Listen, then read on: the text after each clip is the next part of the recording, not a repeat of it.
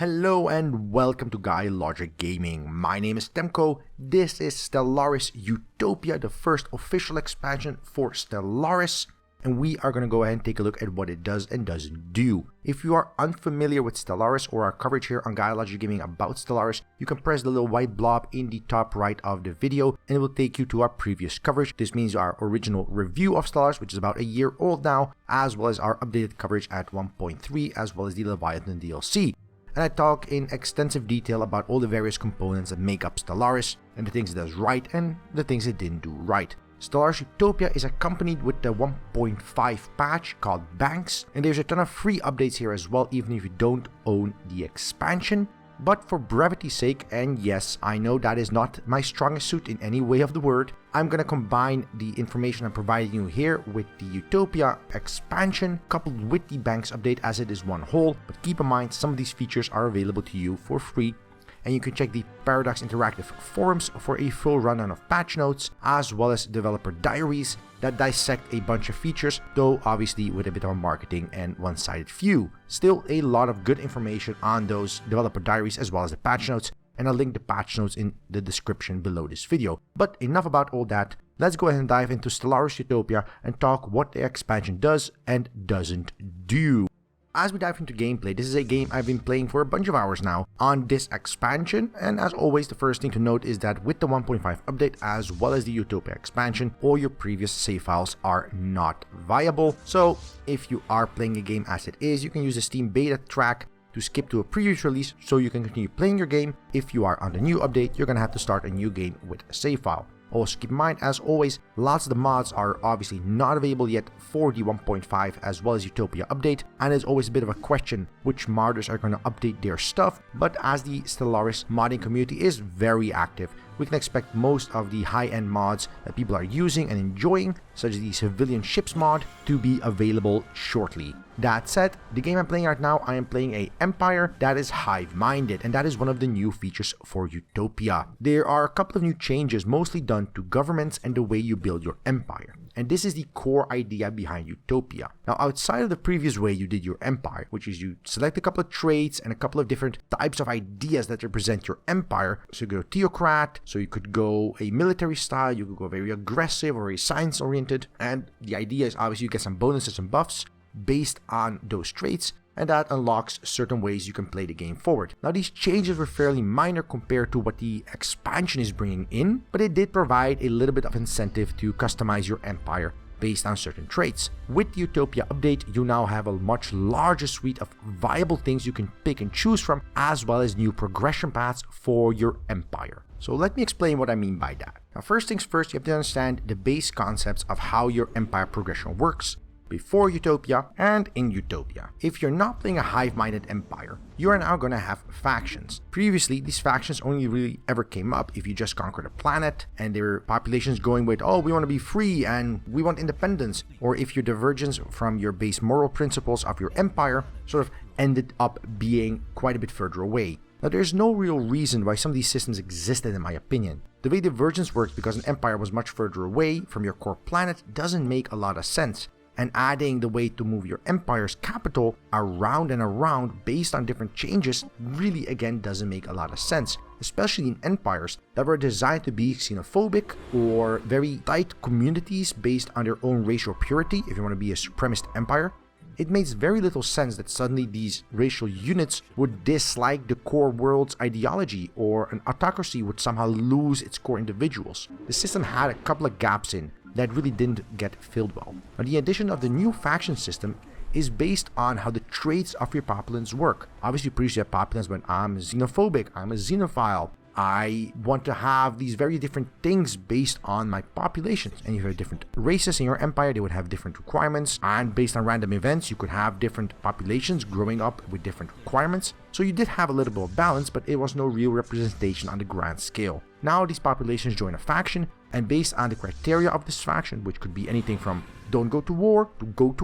to invest in exploration, or don't populate a tomb world, or any other variable, benefits their happiness levels, it benefits their overall productivity in terms of the influence you get from them. Influence has been cut down a little bit in certain other areas to rebalance for this, but this means that you have to take care of your inner empire struggles while expanding. It's an additional layer of complexity, of control, of customization that you have to balance around when making decisions. An excellent upgrade in terms of depth and continuity for advanced players. Much needed. On the other hand, you have the hive-minded way of playing, which does away with all of this and basically says factions don't exist, happiness doesn't exist, you have an immortal leader that is never going to get replaced with election, deal with it. There are some other restrictions placed on hive-minded I'll get into in a little bit, but that is the base idea. They added different diversification, and if you want to go deep into it, you could have very conflicting empires, you could be very good as an empire. All of these different ideas are now better represented by your populace. And having a high divergence rate in your populace in terms of their preferences means that different factions rise up in your empire you have to deal with and appease to keep in control and gain those benefits from those different populations. Now, as I said, there's a couple of different progression paths available now. The most important thing is that not only is research still as it is, research has been revamped in terms of what it offers, and you now have different ways of adding for yourself a couple of different methods of upgrading your empire. This is the addition of traditions. As you can see in the top of the screen, and yes, you've probably noticed the global food, I'll get into that in a little bit, you'll notice a new resource, which is a little green icon, and that is traditions. Now you will gain traditions based on certain buildings, based on certain actions, upgrades, and certain criteria you have in your empire, such as factions and the benefits they offer. As you upgrade further, you can pick different paths where you specialize in with your traditions, such as supremacy, such as dominion, such as technology or harmony, where you cooperate with other empires. And within each of these traditions, you have 5 options to choose from, and if you pick all 5 eventually, you unlock an ascension trait. These benefits you get, and you will get all of them eventually in the very late game. They get progressively more expensive with each one. As you unlock these, you get benefits. You get a higher navy cap if you're going for a dominion. You get more research benefits if you're going for the research one. You get colonization benefits if you're getting for expansion. When you unlock all of them, you then unlock an ascension trait, and this is the end game of end games for your empire. Ascension traits unlock large bonuses and large buffs, and then have larger ones up ahead once you've unlocked several of them. It is a tired upon system that goes and says, okay, you have your city, you have a couple of traits, your people are xenophiles, or they're xenophobes, or they're militaristic, so you're going with your empire in that direction. We're enforcing that using the trait system. And moving on top of that, once you fill out these little requirements for this trait system, we're going to give you a global bonus or a global modifier that pushes your race and not just your empire in a specific direction. One of the modifiers I picked was the ability to add 5 more core worlds to my inner core. I figured as a hive-minded society, it makes sense not to go with sectors, so I now have the ability to get 11 core worlds in my core. Other ones offer things like increased research speed, they offer things like fleet capacity, but down the line they also offer things like psionic access and the ability to ascend into your empire being not just robotic, but being sentient AI. Pretty cool stuff overall, and as you progress in the game and as you advance further and further during the traits and ascension trees, you unlock new ones, with each of them having very cool abilities. And even with every ability, what they all do, you can check the developer diaries as well as the patch notes I've linked in the description below. Now, this addition to your empire building and expansion, as well as some other balance changes in terms of how you gain populace, how you gain influence, and how you do your expansions, including things like frontier outposts and happiness meters and stuff like that, all of these rebalance changes do really add for a much more visceral feel for your empire and a much more logical way of saying, okay, I'm a xenophile or xenophobe, my empire is really going in that direction, and I can pick and choose the traits and preferences and progression paths for my empire beyond technological means into my actual desire to go forward. I like this addition and this complexity layer. Very solid. Now, as you've already seen, food is now global. It was always a little bit weird in Stellaris that minerals and energy were global materials produced on a planetary scale, but food was a planetary material only produced on a planetary scale. Now, I feel this change hasn't been implemented that well because other resources are still displayed in the same resource may they were always displayed. You know, your minerals, energy bar, and then you have your resource bars all being displayed as they were on the planet, and then you have food off on the side as if it's still very important for population growth. within a planet. And that is no longer the case. So now you can really specialize planets. Say you have a planet with a lot of food resources, you can go ahead and use those food resources and your entire empire will benefit from that. You can also set different food caps that allow you to cover certain areas maybe of starvation or occupation where you not have the food necessities to keep producing while you have those reserves set up. It's a very, very nice addition in terms of synchronizing the different ways resources work. It reduces a little bit of headache while opening up a few different progress paths forward.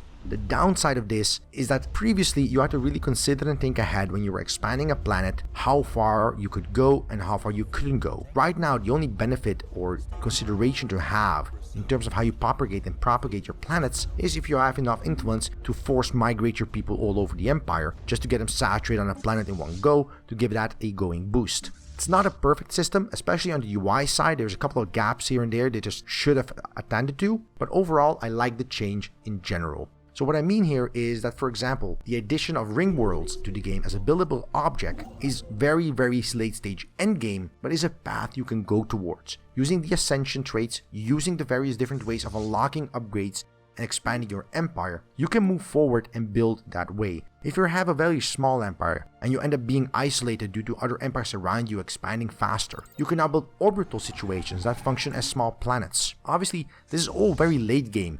And in the mid to early game, you're not going to notice too much of that. But once you get to that late game stage, where the map is filled with large empires, lots of alliances are set, and you can't always go ahead and deal with quite a few wars at the same time, or attacking an enemy or an ally at any given time, especially if you're playing a supremacy or a xenophobic type of empire, you end up being isolated, hated, and you can't really move much left and right. They've added different ways of dealing with this, with different ways of diplomacy and diplomatic changes allowing for further exploration in terms of comparative empires within the map boundaries still being viable for different types of alliances and different types of defense contracts as well as trade agreements. Moving forward, AI is also a little bit more flexible in the way it deals with you. It's not as strict as it was previously in terms of its resource allocation, in terms of where it expands and how it deals with border friction.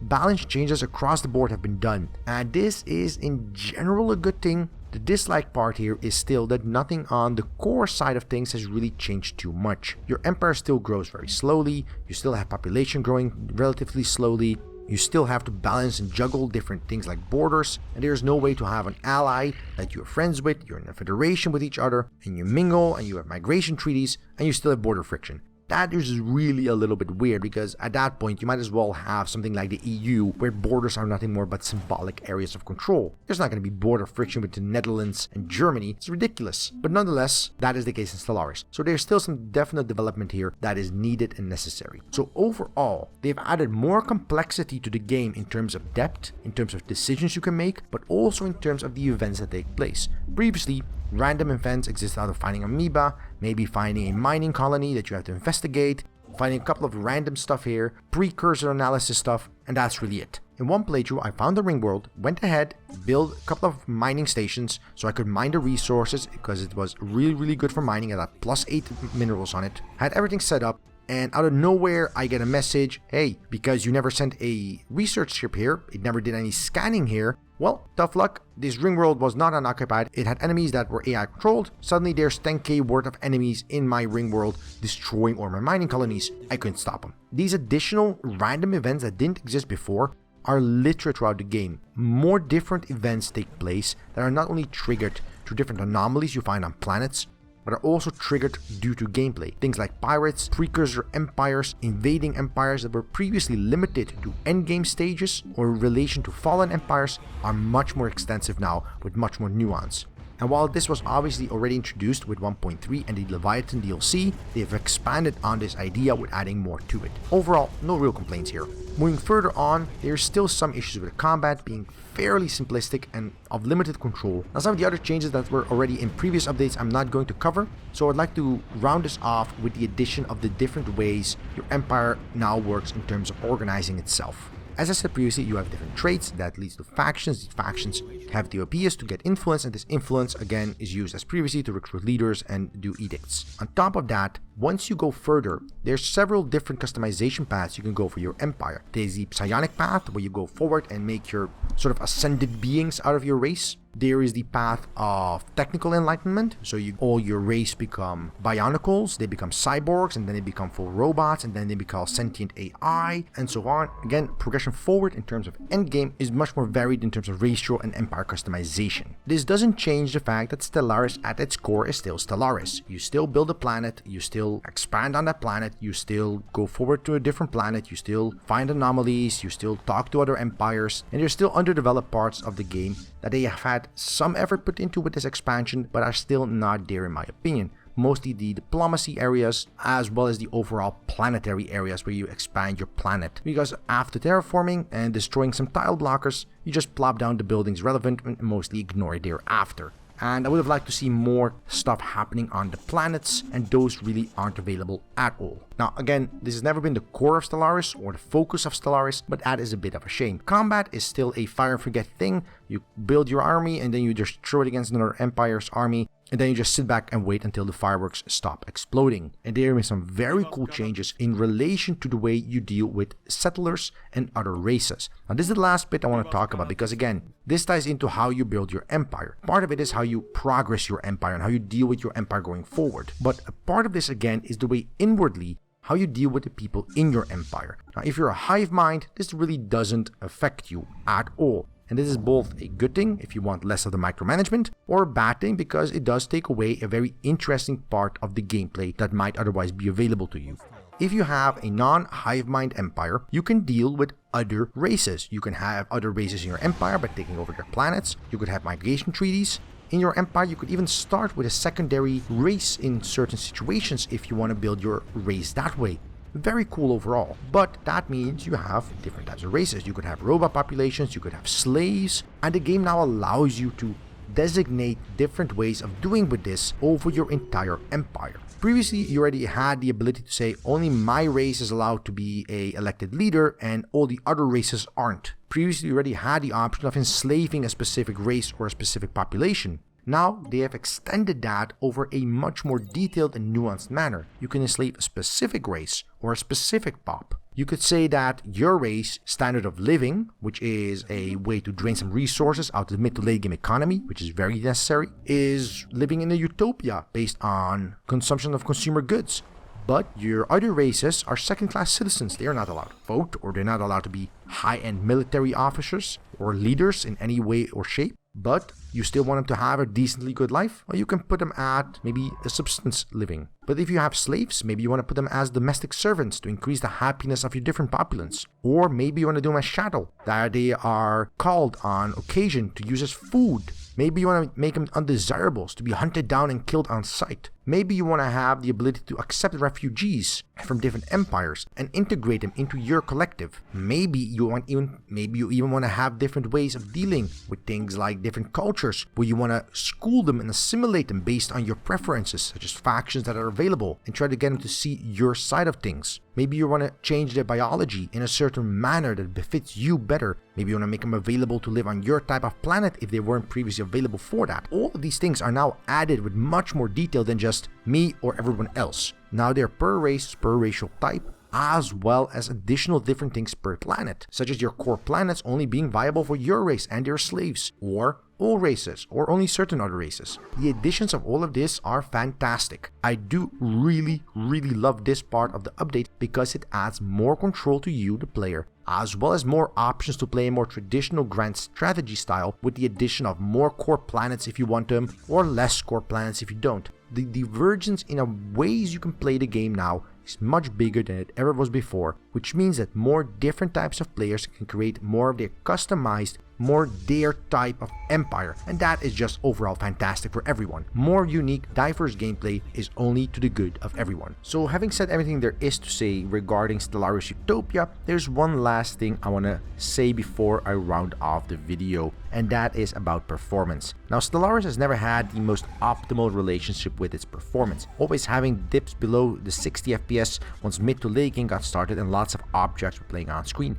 especially during larger battles or in systems with lots of objects in them. but with Stellaris Utopia, performance seems to take an even harder dip down, especially in the early mid-game, once you start getting objects on screen that are bigger, more impressive, with more physical or special effects. Now, this is never a good sign, and it's still not a dreadful sign for Stellaris, as with a grand strategy game that has an active pause and isn't Twitch-oriented, a dip below 60 is not the end of the world, and the gameplay still feels quite smooth, but the fact that the game dips further down with more range in FPS between 30 and 60 in some situations, even on a single screen, is not okay. And I do hope the developers definitely spend some time fixing this issue, because currently it is one of the major concerns I have for Stellaris as more development takes place, with more objects, more features, more systems, and more calculations taking place under the hood affect performance and inadvertently affect gameplay quality. So that is Stellaris Utopia.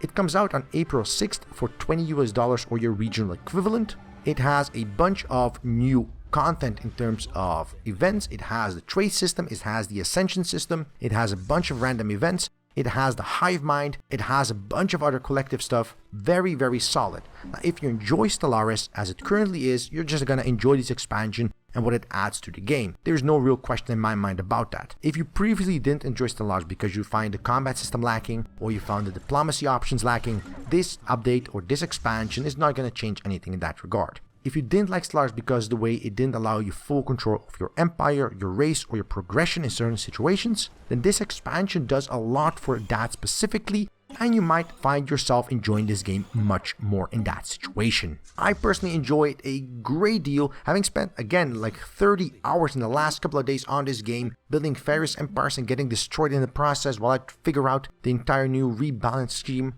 It's lovely, it's fantastic, and it builds on what Stellaris has been building on for the last year. Good content updates, coupled with good content, coupled with developers that listen to their community and build what the community knows it wants. Overall, a very solid expansion. I recommend it wholeheartedly, but again, I love Stellaris as it is. It would be very strange for me not to recommend it. So go ahead, check it out. There's a link in the description below to the Steam page if you are so inclined. And if you like this video, press that like button. If you didn't like this video, there's a dislike button for exactly that purpose, but to be frank and fair, you do that, you're a filthy Xenos and should be purged from the collective. And you should totally smash that subscribe button to see more content like this on the channel. And until then, I'll see you next time, right here on GuyLogicGaming.